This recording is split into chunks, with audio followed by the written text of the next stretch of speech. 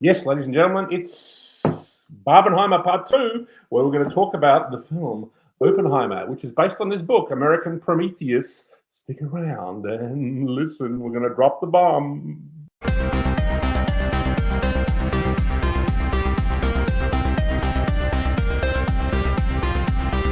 All right, ladies and gentlemen, we're going to sit around and talk about Oppenheimer, which is the new Christopher Nolan film based on this book, American Prometheus. I haven't read the whole thing. I'm about 200 pages in, but I've gleaned what I can about his early life and his early years, ladies and gentlemen. So Oppenheimer, of course, is the man who invented the atom bomb, who was in charge of the Manhattan Project.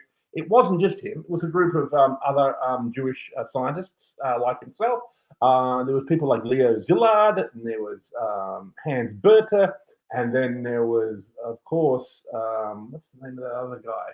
Edward Teller. He was the basis for the character of Dr. Strangelove. He was in the Stanley Kubrick film, and there's a whole group of Jewish scientists who basically blessed the world with the atom bomb in the 1940s.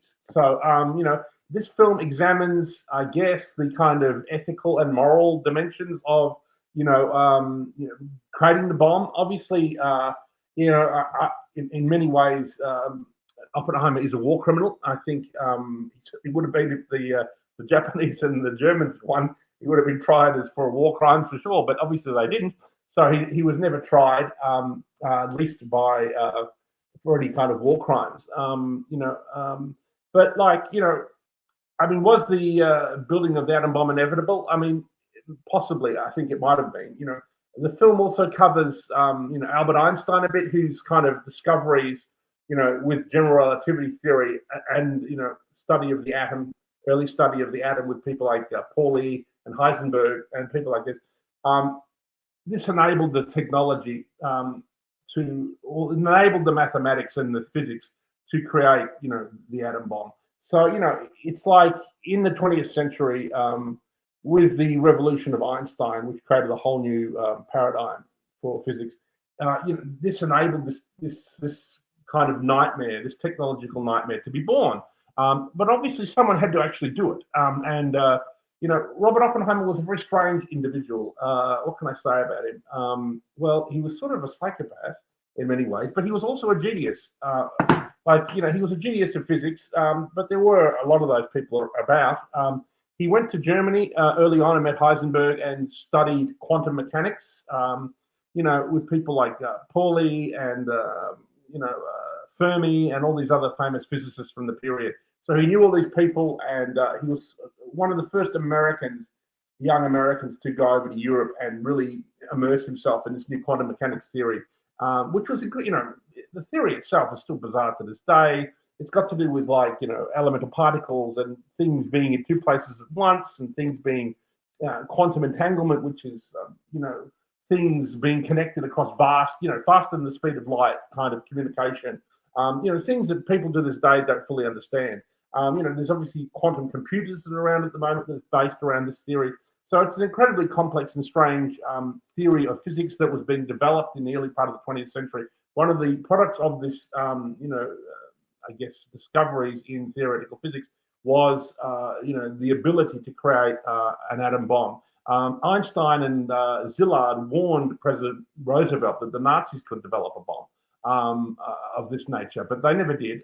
Though Heisenberg was kind of working on it, but for whatever reason, they never went ahead and fully realized it.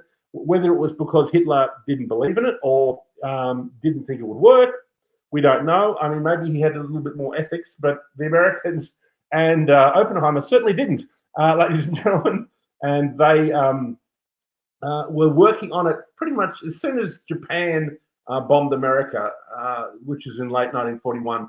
The Manhattan Project began in earnest, even though they'd been working on it a little bit before. And Oppenheimer was put in charge of developing the weapon.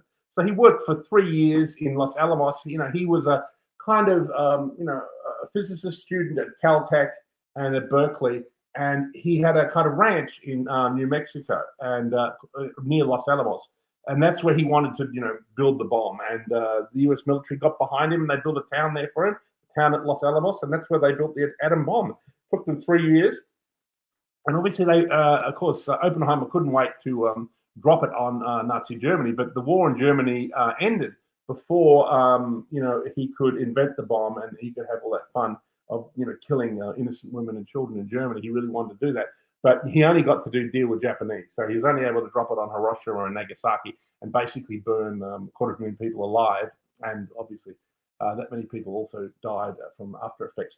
So he is a terrible war criminal.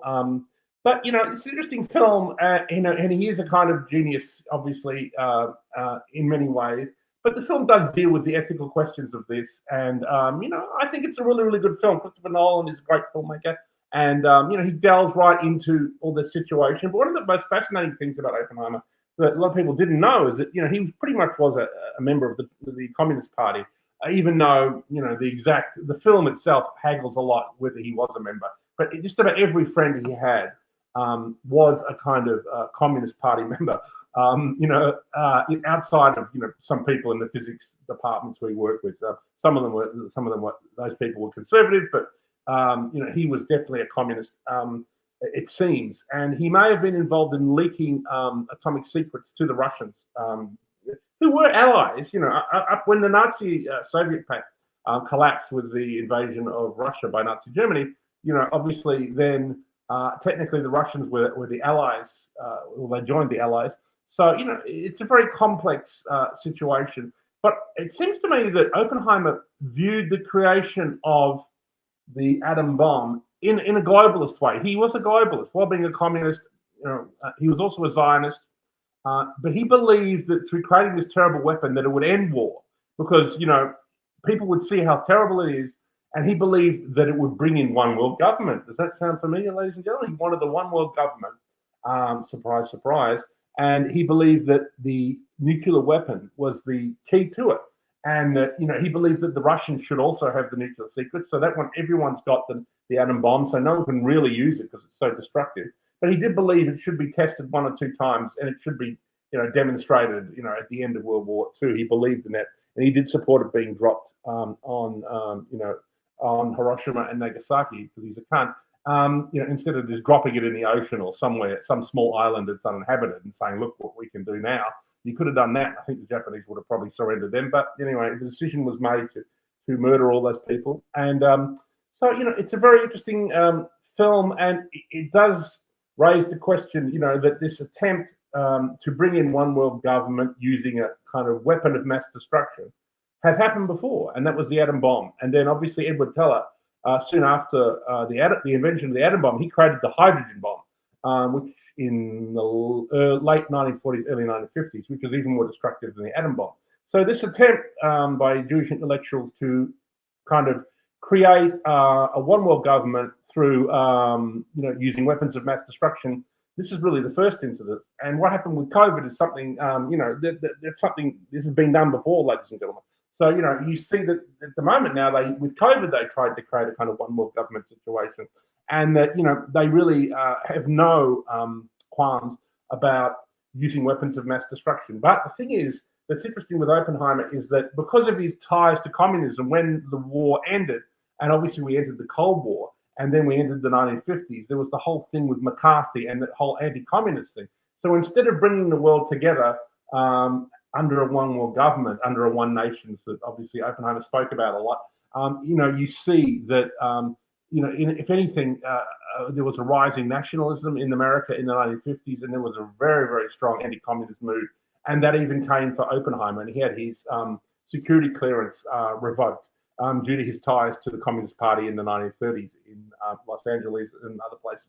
So, it's a very interesting film. It shows him to be a traitor, a communist traitor, a war criminal, a psychopath, because he also tried to poison his, what's it called, his teacher with an apple. He had a little apple that he tried to give his professor, who was annoying him, that he poisoned. That luckily the professor never ate it, but he was nearly charged with attempted murder by the police, and he was going to be kicked out of Harvard University. But his father, who was a wealthy Jewish guy, came in and threw some money around and made it all go away, so to speak. So he donated money to Harvard, and they didn't expel him. And I think there were some donations to the Policeman's Trust, ladies and gentlemen. So that's it. It's a very complex film. I'm kind of fascinated by the life of Oppenheimer, who is a kind of fascinating genius. He's a kind of Prometheus. He sort of steals fire and creates this terrible weapon. And the difference between, I guess, war criminals, say Nazi war criminals or, Japanese war criminals, is that, Oppenheimer's war crimes are a gift, that's forever, because humanity is now doomed to live in the shadow of the atom bomb and the hydrogen bomb, due to the work that these psychopaths did at the Manhattan Project. So we're all sort of, and maybe one day someone will push the button and that will be the end of everybody. And we'll have that cunt Oppenheimer to thank for it. So until then, just go see Oppenheimer. It's about a very important topic. It's a very good film. Probably should win the Academy Award. And the film stars Cillian Murphy as Oppenheimer. He really deserves an Academy Award. He lost an incredible amount of weight, and he gives this kind of tortured performance that kind of dances along the line of sort of, I guess, psychopath and genius, and he does it very well. And and it is a great film about an important topic. About many important topics, really. So, Christopher Nolan has done a stellar job, and I do hope that it gets recognised, and I imagine it will, at the Oscar season and the award season in Hollywood and in the film industry. So there it is. That's the report. That's the full Barbenheimer nightmare, ladies and gentlemen. Go see both films, make up your own mind, and tell us what you think. Thanks.